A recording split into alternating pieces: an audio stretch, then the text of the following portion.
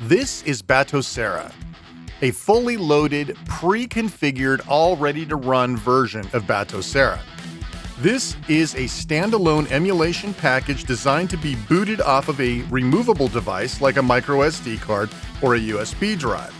What you see here is the end result of dozens, maybe even hundreds of hours of work. Unlike EmuDeck, this does not install on your Steam Deck, but is rather a removable solution.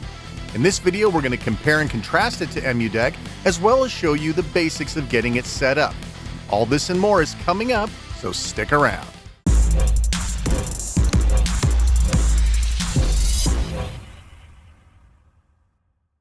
If you're a longtime user of EmuDeck, you're used to having a ton of tools available to you.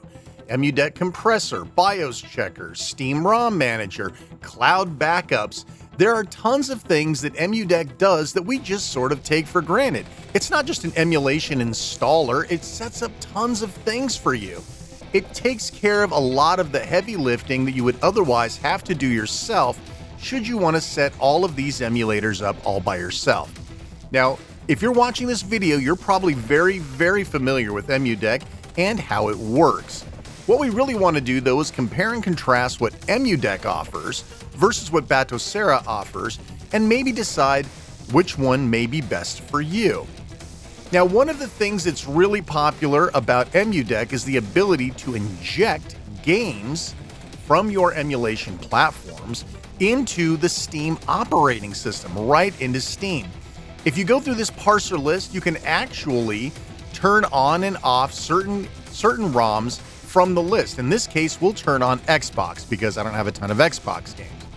When you parse through those games, it will actually give you a list and a nice little preview of what games it is that you have. In this case, I have 2 games here. Unfortunately, it doesn't always get the box art right, but listen, we do what we can. These can be actually injected directly into Steam, meaning that once you're inside of the Steam operating system, you can actually see that these games exist inside and are ready to run and are completely pre-configured. For a lot of people, this is very tantalizing, but a lot of other people may want to separate their emulation from the rest of Steam.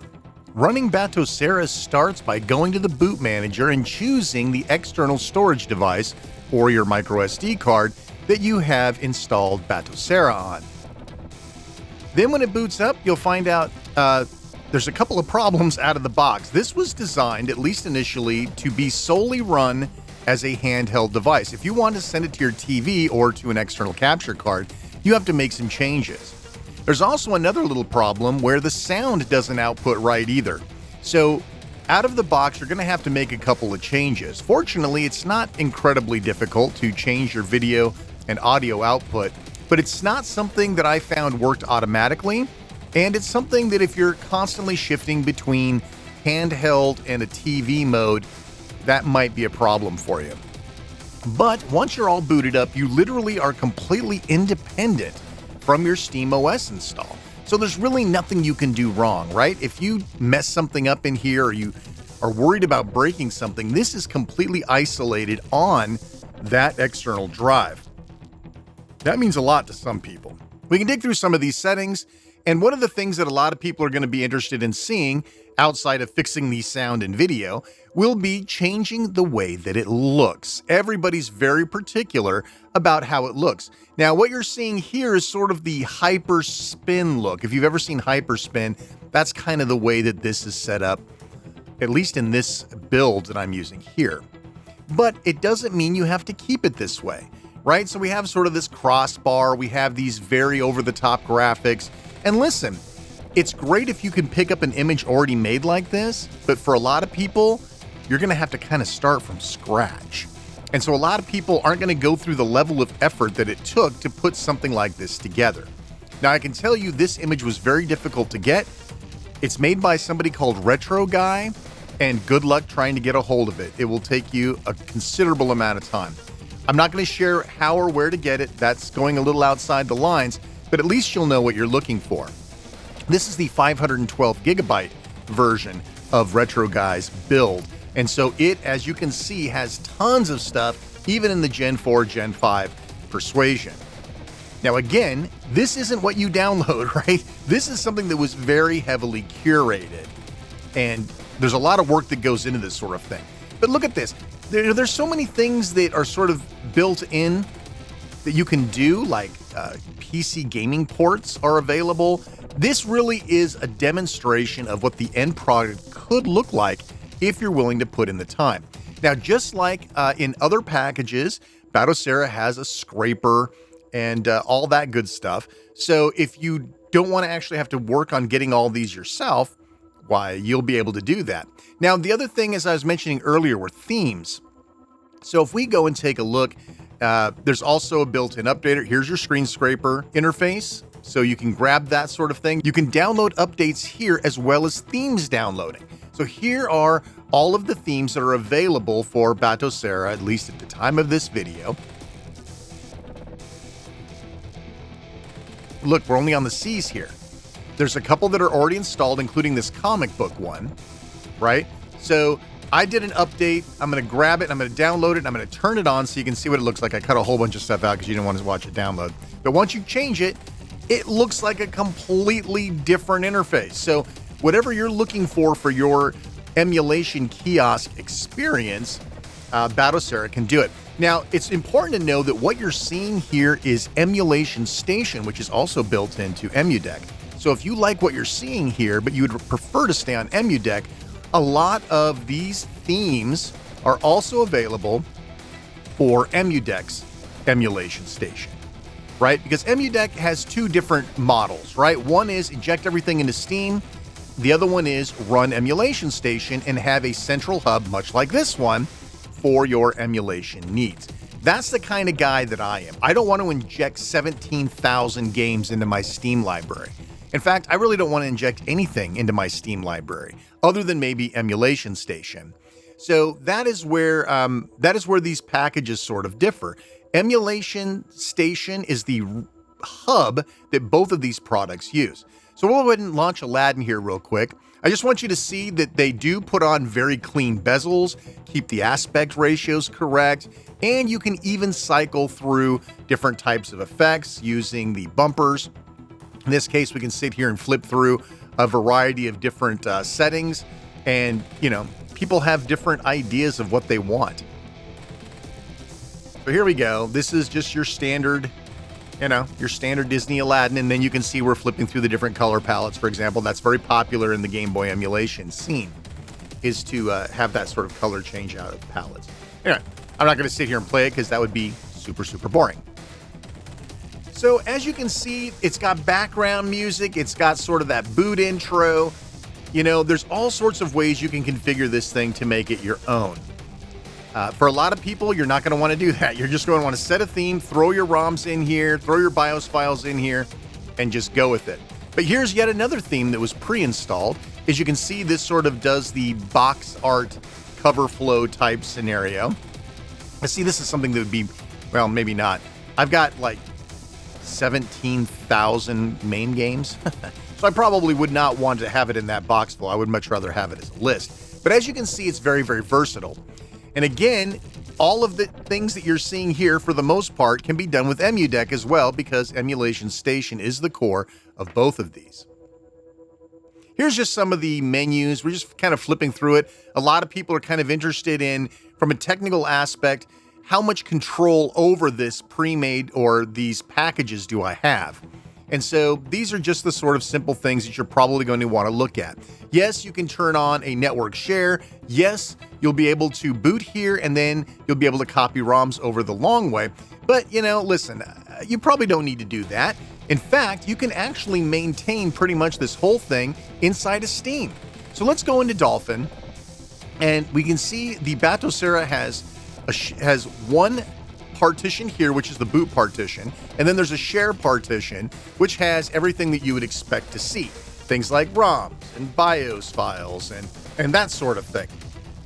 But if you look inside the BIOS folders and the ROM folders, you're going to see something very similar. Yeah, because it looks pretty much exactly the same way EmuDeck does. In fact, if we put EmuDeck here on the right and compare it to the Batocera share on the left, you can see that it's pretty much one for one.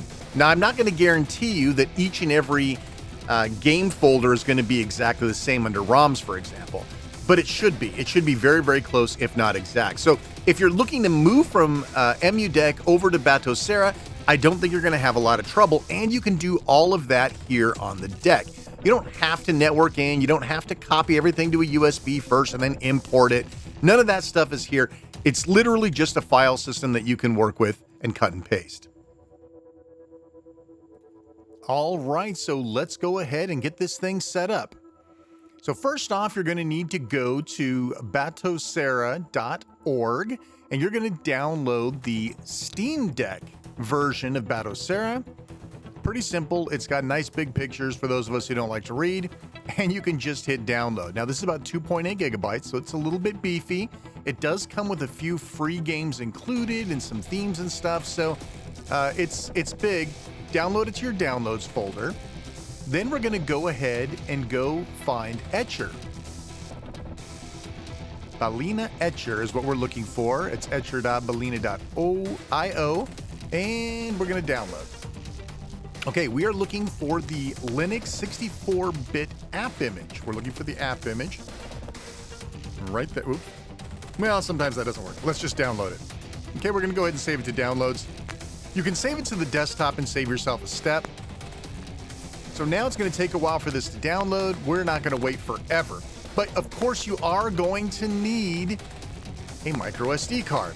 So unlike SteamOS, when you're running games off of it, the demands for a micro SD card are a lot lighter. You don't need the fastest card. You don't need the best card. You could probably use whatever card you have laying around. Just remember, you need to leave enough room for all of the files that you want to put on there, all your ROMs and all your BIOS files and all that good stuff. So I would suggest at least 256 gigabytes, probably 512 would be better. And you don't need a terabyte. I promise you probably won't need that unless you're playing like all Nintendo games, last gen Nintendo games. Okay, so we're going to go ahead and wait for this to finish download, and it is done. Now we are going to open up the Dolphin File Manager. We are going to go to our downloads folder, and you should have two files in there now. You should have the Batocera image file, and you should have the app image file. Now, app image, at least in 3.5, won't execute from Dolphin. It keeps coming up and asking you what you want to open it with. The solution to that is to copy it to your desktop and open it. You might not have that problem if you're still on 3.4. So we're going to go ahead and drag that app image onto the desktop, move it here. Then we will just double click it and it will ask us if we actually want to execute it. And we absolutely do.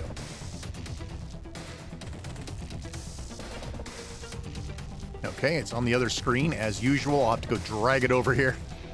Double screen sucks. Okay, so now we have it and we're all ready to go. All you have to do is select Flash from File. Obviously, you're going to pick your Batocera image file from your downloads folder. Easy peasy, this should all make sense. And then you're going to select your target. Now, your drive is probably hidden. You see where it says Show To Hidden? It thinks that that is a system drive. It really isn't. Just make sure you changed it out, okay? Make sure you have that other card in here. Please, I beg you. Otherwise, you're going to wipe your regular micro SD card. Just make absolutely sure. In fact, they're going to even ask you one last time, are you absolutely positive? Because this is going to wipe the entire card out. So make sure you've already changed out that card. You don't have your regular card. Now, sometimes that pop-up that you just saw asking for your pseudo password will appear behind Etcher and you won't even know that it's there and you're wondering why it's not working. So just move the window aside and you'll probably see that. If you don't already have a password set, go to the console and type PASSWD and set a password before you do this step. All right, we're done. And you should now see two mount points, Batocera and Share. Now we're going to test it out. We're going to go ahead and shut down from here. And once it's shut down, we're going to go to the boot menu of the Steam Deck. You accomplish this by holding down the volume down button and tapping the power button. That will put you into the boot menu. So once you're in the boot menu, all you have to do is find your micro SD card. In this case, it's the second item on the list. The top is my hard drive, and then there's two Ethernet possible boot items, and we're going to go ahead and boot. Now, I experienced this twice. It looks like it's not working. See, nothing's happening. It's just sitting here. And you're going to go, God, how long does this take? If you don't immediately see something, like right away, it's stuck. There's something wrong. The solution here is to shut everything back down. I leave these things in because it might happen to you. Shut everything down, eject the card, put the card back in, right? So I'm gonna go to this menu, I'm gonna eject the card, you're gonna see it disappear from the list. I'm gonna reinsert the card, and then I'm gonna boot from it. I only had to do it this one time on initial setup, so there must be something about the first run that causes this sort of behavior. So now I'm gonna run it again. See, immediately it says auto boot in 1 second. You start seeing a little flickering thing in the bottom left, and you'll see this, and now it'll boot. Now, of course, you realize that it won't go to your TV or your monitor on your first boot, which is why I've changed over to filming the Steam Deck. Sorry, I didn't have time to set up the full-blown camera, but you can see the little flickering light in the bottom left, meaning that it's doing its job. And trust me, we'll get back to a direct feed as soon as humanly possible. So you get your first boot, and you get the little boot up script, the little boot up screen. Got that little flashing guy in the bottom left corner again to help you out. And I'm leaving all of this in. I was going to trim it, but I wanted you guys to see how long it took. Now, you'll see that there's already some stuff in here. This is all homebrew stuff that they included in the image for you. So you don't have nothing to start with. You do have something. These are all things that don't require BIOS files. They don't require ROMs. These are literally something that you can use right out of the box. So that's very nice of them to throw that in there. So now we're going to go to System Settings. After you hit the menu button, go to System Settings, and then go down to Video Output. Now, if you go to Audio and you want to try to transfer it over to HDMI, you can't. So you got to do the video first, send it to DisplayPort 0. At least that's how it worked for me. I'm on the official dock. Once you've done that and restart, then you'll be able to change your audio output. All right, so I'm going to shut everything down. I'm going to reboot again. You'll see I'm holding down that volume down button. Now, as soon as that logo appears, you should be clear to let it go. It's just habit that I leave it on. And we're going to go ahead and select that card again. Now, you notice I didn't eject it and put it back in. Everything is on the up and up now. So now you can see immediately you see something on the screen. Boom, it's starting to boot. Don't worry, we'll get back to direct feed ASAP. As you can see, it did kick in the feed over to HDMI. It took away my no signal. It does do the initial boot video on the deck itself, and then it transfers video over to the external display. Now again, if you're only going to play on the deck itself, then this isn't even a problem for you, right? You wouldn't have even had to have changed it over, but I wanted to leave that in because I figured most people would be doing that. Okay, we're going to go down now to audio output. Now you'll see that we have HDMI 3 out. Now we have all of our audio working as it should. Okay, so now everything is set up. You're ready to look around. You can go play a couple of games, do whatever you like. So this is the core. Now, obviously none of your stuff is here yet, right? So once we're done here, as soon as you exit this interface, right? As soon as you hit quit and you shut down or restart, the next time you boot, you will boot directly into SteamOS again. So you will have to hold down, if you ever want to boot off this card again, you will have to use the boot menu on the Steam Deck. So we're going to go ahead and restart, and I'm not ejecting the card or anything. I can clip that out for you. Now we're back in Steam. I didn't have to take the card out or anything. We're going to go to the desktop. And if you remember earlier, you should see 2 mount points for this card. One of them Batocera, which is the boot, and then the share, which is the actual location where all the files are that you're going to need to put in there, right? So if we go to share, you'll see BIOS, ROMs, and everything else.